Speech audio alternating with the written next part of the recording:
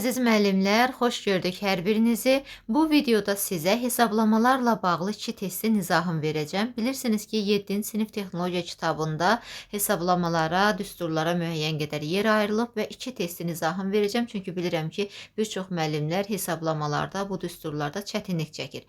Testə keçməzdən əvvəl qeyd edim ki, 4 may 22:00-da, yəni axşam saat 10-da Mehtdə canlı sınağımız olacaq. Lakin bu sınaq ödənişlidir. Müraciətləri nəzərə alaraq demək ödənişli sınaq hazırladım. Çünki çox müraciət olur ki, deyirlər ki, Ruhani müəllim ödənişli sınağınız varmı? Qoşulaq, hər ay ödəniş ödək, biz də sınaqlarınızdan yararlanaq. Amma mən ödənişli sınaq qrupu açmıram. Çünki sınaqlarımı yalnız müdavimlərim işləyə bilər. Amma istəkləri nəzərə alaraq bir sınağı ödənişli etmişəm.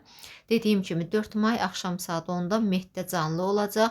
Kimlər sınağı əldə etmək istəyirsə 077 301 65 82 nömrəsinin WhatsApp-na yazıb əlaqə saxlaya bilərsiniz. Ödəniş isə 10 azendir. 5-9-cu sinfi əhatə edir və 80 ballıq çox möhtəşəm, əsl MİQ tipli demək sınaqdır. Bu sınağı qaçıranlar çox şey itirmiş olacaqdır. Gəlin indi isə keçək, demək suallarımıza baxaq. Deyir, zivananın qalınlığı 20 mm olarsa, detalın qalınlığını tapın. İndi siz burada videonu saxlayırsınız. Mən izah verirəm. Onu siz də orada hesablayırsınız. Mən izah verəcəm. Daha sonra isə videonun ardına baxın. Görün düz hesablamısınız yoxsa yox. Zivananın qalınlığı 20 mm deyir. Düzdürmü? Zivananın qalınlığı hansı hərflə işarə olunurdu? A hərfi ilə. A bərabərdir 20 milli. İndi vahidin yazmıram daha yanında.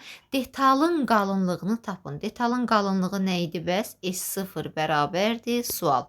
Bəs düsturumuz necə idi müəllimlər? Dərhal yada salaq. A bərabərdir 0,4 vurulsun S0. Buradan demək S0'ı tapanda nə olacaq? A-nı böləcəyik 0,4'ə. A neçə idi? 20 bölünsün 0,4. Cavabımız nə qədər olacaq müəllimlər?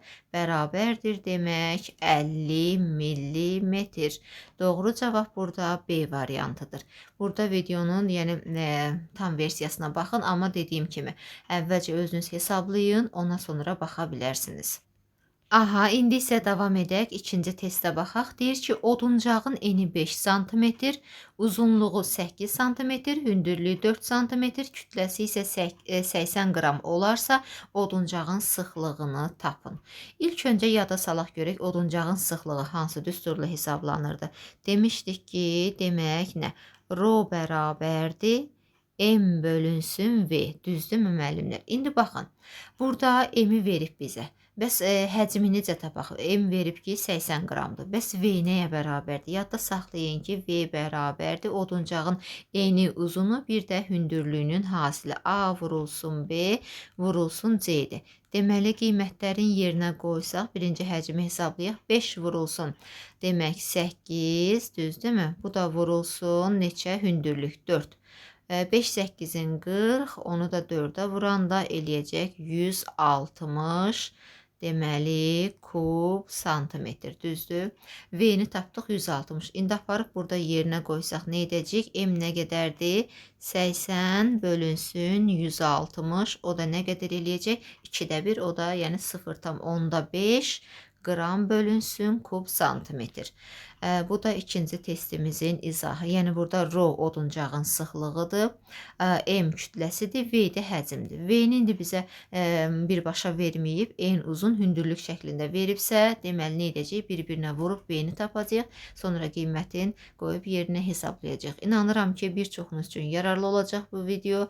Hər birinizə uğurlar. Növbəti videolarda görüşərik. YouTube kanalıma abunə olun ki, yeni videolar paylaşanda demək sizlərə də bildiriş gəlsin. Instagram səhifəmizi də izləyə bilərsiniz. Telegram qrupumuzu da və ödənişsiz WhatsApp qrupumuza da daxil ola bilərsiniz ki, paylaşımlardan yararlanasınız. Hər birinizə uğurlar.